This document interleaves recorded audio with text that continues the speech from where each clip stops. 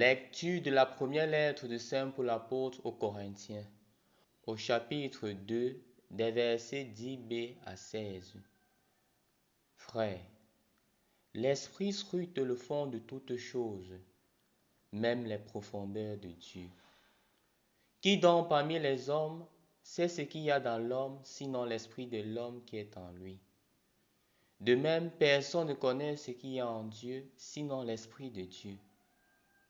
Or, nous, ce n'est pas l'esprit du monde que nous avons reçu, mais l'esprit qui vient de Dieu, et ainsi, nous avons conscience des dons que Dieu nous a accordés.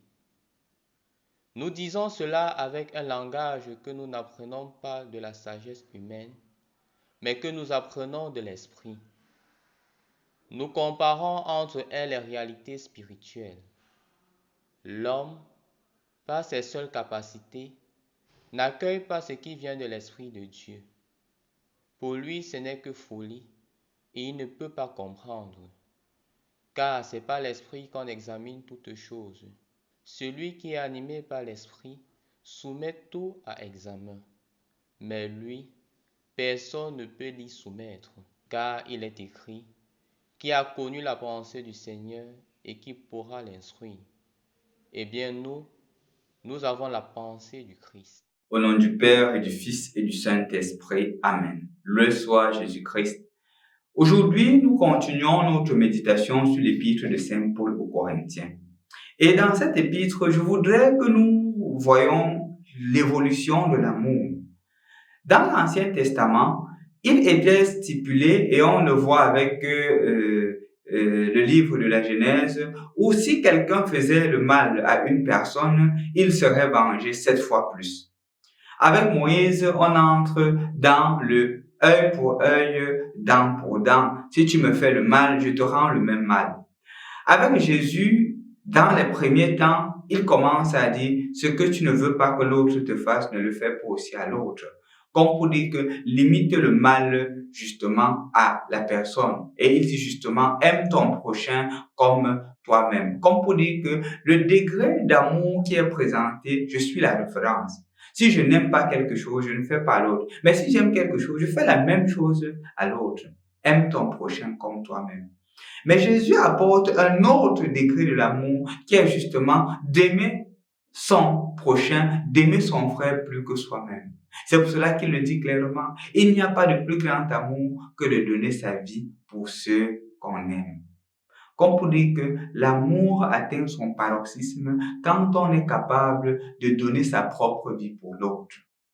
Et on a vu Jésus le faire. En plus de Jésus, nous avions parlé il y a de cela quelque temps de Saint Maximilien Kolbe qui a donné sa vie pour un inconnu dans le camp de concentration. Nous connaissons aussi Sainte Jeanne Beretta Molla qui justement étant enceinte, on lui a demandé de choisir entre l'enfant et elle a décidé de choisir l'enfant.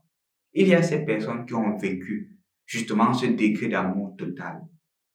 Dans la première lecture d'aujourd'hui, nous voyons justement Paul qui dit qu'il a donné au peuple de Corinthe du lait et pas de la nourriture solide parce qu'il n'était pas prêt. Tout simplement parce qu'il y a encore des rivalités, des jalousies entre eux. Et il dit justement que s'il y a ce niveau de bassesse entre vous, vous ne pouvez pas recevoir de la nourriture solide.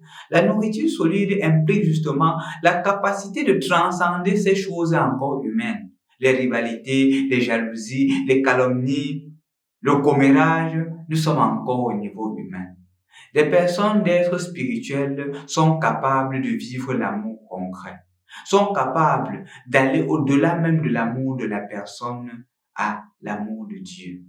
De ne plus seulement aimer la personne comme soi-même, mais d'aimer au don total de soi. Ce que Jésus a fait. Chers frères et sœurs dans le Christ, continuons notre méditation aujourd'hui.